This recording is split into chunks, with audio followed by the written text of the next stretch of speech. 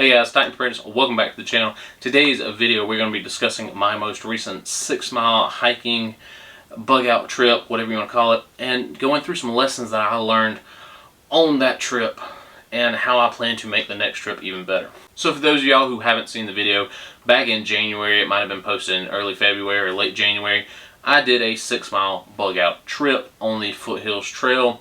I spent the night, I came back down the next morning. It was a 2-part video. So the trip itself was a trail that I've done multiple times. Myself and my buddy Austin done it. Myself and my buddy David have done it. I've done it by myself. I've done it with a couple buddies at work, right? And so the trip originally was supposed to be me and 2 people from work.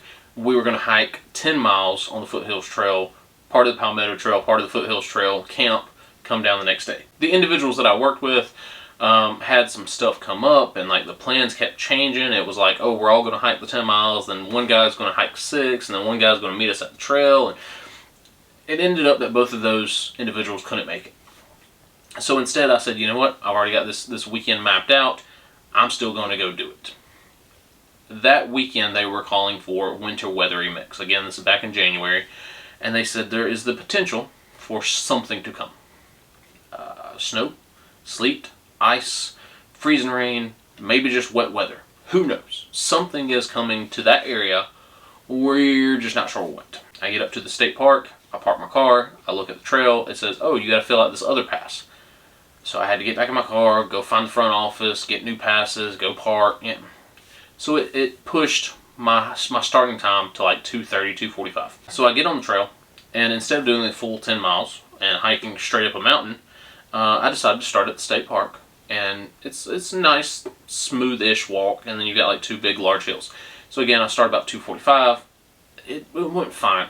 This is my first hiking trip in like a year or so at least. So it was weird getting back on trail for the first time in a long time. I wasn't in any pain, right? Nothing was too terrible. Nothing was beyond my capabilities. But there was the extra weight from a winter pack and just not knowing, right? I was preparing for wet and cold weather, and that's not necessarily what I started out with. So like I had a long sleeve shirt on, I had this shirt on. Well, this shirt is a fabric material that is not conducive with my belt strap. Had I been wearing a different shirt, right? So I was learning these things as I'm moving down the trail. With starting as late as I did, it kind of put me behind the 8 ball as far as time goes. Now, I knew that it was going to take me 2-3 hours to do that trail. And we hit the final stretch right as the sun was going down. And I say we, me and you, me and the camera. So the hiking went fine. I didn't take many breaks. I took like maybe a 5-minute breather break to get some water. It went fine. I get to camp, have to set up basically in the dark, and that's kind of where my problems began. So the first lesson learned is take your time, right? On trail, I was moving forward. I'm by myself. I'm setting my own pace, but I'm going, right? The only time I would stop is to set up camera shots and then go back, pick up the camera, walk back up. The only time I fully stopped and took my pack off was at a water stop. Again, I was racing the sunlight because I knew the sun was going to go down. I didn't want to be stuck on the trail as the sun was completely down. So I kind of boogied my way up the mountain. So I should have taken more breaks. I should have stopped. I should have slowed down. Wasn't necessarily concerned with eating anything, but slow down, take a breather, stretch a little bit, rearrange my pack a little bit. The pack was fine. I've used that pack so many times before. I'm so comfortable with the pack. But the winter weather mix added a lot of weight to it. Had my 0-degree sleep bag and my 0-degree underquilt together. They're probably 5 or 6 pounds. I packed extra clothing because I didn't know what I was expecting, and you always want to have dry clothes. I was, wearing a long sleeve shirt, so that added to not necessarily the weight, but it added to the discomfort. This shirt I was wearing, again, the strap kept sliding down. I carried the most camera equipment I've ever had, right? This is the first year using my big camera I've got now. Normally it's a cell phone, tripod, shit I carry anyway. But this was the first year doing the big camera and the big tripod. I carried extra batteries for that. I carried, like 2 of the cell phone bricks. They probably added a pound or 2. So the entire time, up until the point where I crossed the road and went down to the campsite, I had cell phone signal. And that entire time, I could have looked up how to use my underquilt properly, if my underquilt would have worked properly. But I said, nah, I'll figure it out. Don't worry about it. I'm good. This can't be that hard. Well, I have an 11-foot hammock. I bought an Outdoor Vitals underquilt. And yes, they are like 3/4 portions or half portions for the underquilt. Like, it's not supposed to cover the whole hammock. But I'm pretty sure it was designed for a 9-foot hammock. So I strapped it to the gathered ends, and it's supposed to come under and strap to the other gathered ends, and it's basically like a cocoon that sits underneath your hammock.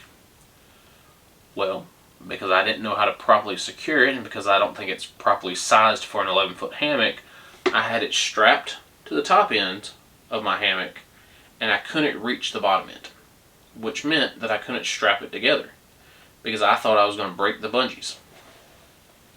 So instead, I just strapped it at my knees on the hammock itself. Not knowing my gear is a big no-no on my part. Right? I screwed up on that one, and it cost me in the end. Not taking the time to examine my setup, take a step back and look and go, okay, what can I change? So I hung my hammock up. It was way too high, so I lowered it down. I hung the tarp up above it where it originally was, and didn't bring it down. Now, because I didn't take the time to step back and look, I didn't realize that I didn't lower my tarp. So I had about a foot of space between my hammock and my tarp, which was nice to get in there, put my underquilt in there, you know, sit down, take my shoes off, whatever, right? But the problem is that extra foot of space could have been brought down on top of my hammock and then, you know, covered more area. Because it was about a foot above my hammock, when I got in my hammock, of course the hammock sinks down, I couldn't even reach the tarp. Now, that's not a problem until the rain came in. When the rain came in, well, now my tarp is about 2 foot above me, and it doesn't cover the sides nearly enough. So when the rain started coming in, of course anything up under the tarp is getting soaking wet. The thing that got the most wet was, of course, my underquilt. And when it started getting wet, it just soaked everything up. And then that led to my hammock getting wet. Then that led to me getting wet. Now, when I got up, it was still pitch black, dark outside. And there's not really much you can do, right? I can't get back in the hammock because it's wet. I am now wet, and it is pouring rain. So I guess the only thing to do is to pack up and leave. Well, that's what I did. And luckily, this was just an overnight up and down adventure, because there was a lot of mistakes made there. I had one dry sack for my clothes, and that was the clothes that I took off the day prior. Right? When I got to camp, changed socks, changed underwear, changed the long sleeve shirt, and I put all that stuff in a dry bag. I knew that I didn't want to use my big camera during the rain and get it all soaking wet, so I put that camera in the dry bag. Took all the clothes out, put the camera in the bag, sealed it up, let it go. So then I had to pack all my stuff up. A wet tarp, a wet hammock, a wet underquilt, and a dry sleeping bag. So I shoved it all in my bag with all the clothes that were dry from the previous day. I was about a mile away when I started getting the munchies. I said, man, I'm a little hungry. And that's when I realized I had completely forgotten about my food bag. Yep, left it on trail. So again, had this been a 2-day adventure, I'd have no food for the next day. About that same mile in, I had no choice but to step through a puddle. You couldn't go around it. It had been raining so much and so hard that day. One of the road access points had became basically a water, like a flood water, and you had to go through the trail to get to it. Like, you had to do it. So I took the clear route around the outside. Foot went right in the water, soaking wet. So now I'm walking with wet shoes. As far as the trip down the mountain, other than that, and then just getting soaking wet, it wasn't terrible. Like, yeah, it was cold and I was wet, but I'm making good time. I'm moving, I'm booking it. It's a lot easier going down the mountain than it is going up the mountain. So I get back in my car, my pants are still wet, my socks are still wet, my shoes are still soaking wet, I have a Drive t-shirt on. Record up a little video, the outro, hey, this is what happened. I head down the mountain, and it's like a 30-minute drive. Well, instead, I go to get breakfast for my wife and kids, and then I head home. So maybe 15 extra minutes out of the way. This is where things started getting rough. Because again, I've been wet for the last 5-6 hours hiking down the mountain. That extra 15-minute detour, I didn't think nothing of it. Got breakfast, started back on my way home, and that's when like the cold had set in. Like at this point, I've been in wet boots for 4 or 5 hours, 5 or 6 hours. I've been in wet clothes for 5 or 6 hours. Like the cold was hitting the bones. By the time I got back to my house, about 15 minutes away, I was shivering so bad I couldn't keep it on the road. Like I had to slow down to about 20 miles an hour because my hands just shaking. Could have been dangerous, right? Could have been a bad situation. So lesson learned, right? I have a car. Leave dry clothes in the car. That was dumb on my part. I should have taken my boots off, should have taken my socks off, taken my pants off, swapped everything out, had a nice and dry set of clothes back in the car, because when I got home, I stripped, I dried off, I put more clothes on, and I wrapped up in like 4 or 5 blankets. And it took me 4 or 5 hours to finally break out of that cold setting. And so the thought was, well, what if there was a wreck? Whether I'm involved in the wreck or maybe it's just, traffic being backed up. That 15 minutes detour would have become an hour. And now I'm sitting in my car shivering to death as the heat is blaring wide open and I can't get warm. Right? Hypothermia probably would have set in. Me being in a warm vehicle, hypothermia would have set in. So what are some lessons learned? Number 1, take breaks, right? Take breaks on the hiking trip. Number 2, be prepared for the eventual bad outcomes. A simple emergency sleeping bag would have completely saved the day. As my hammock was getting wet, I could have wrapped a emergency sleeping bag around my sleeping bag, and that water on the hammock would not have gotten through that Mylar sleeping bag. I could have backed up and punted, right? I told a buddy that I was going up there. He could have met me with his truck on top of the mountain. Have dry clothes is the biggest one for me. Having dry clothes either in my car or another set of dry clothes in my bag would have saved the day. Get in a little bit better shape before I go hike mountains, right? Had I been that 10-mile stretch, hypothermia might have kicked in before I got down the mountain.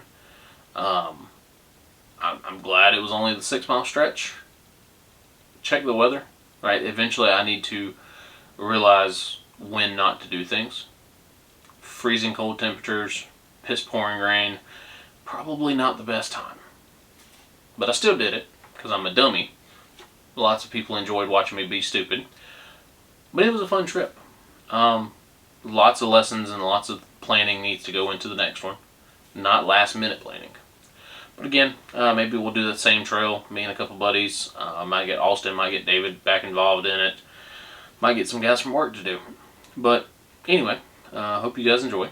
And if you haven't seen that video, I'll post it down below or up here in the little corner. And if you want to check out some more adventure videos, hey, we have a bunch on this channel because we actually go out and test our gear. So, hopefully you guys enjoy. And that's all I got. Get you out.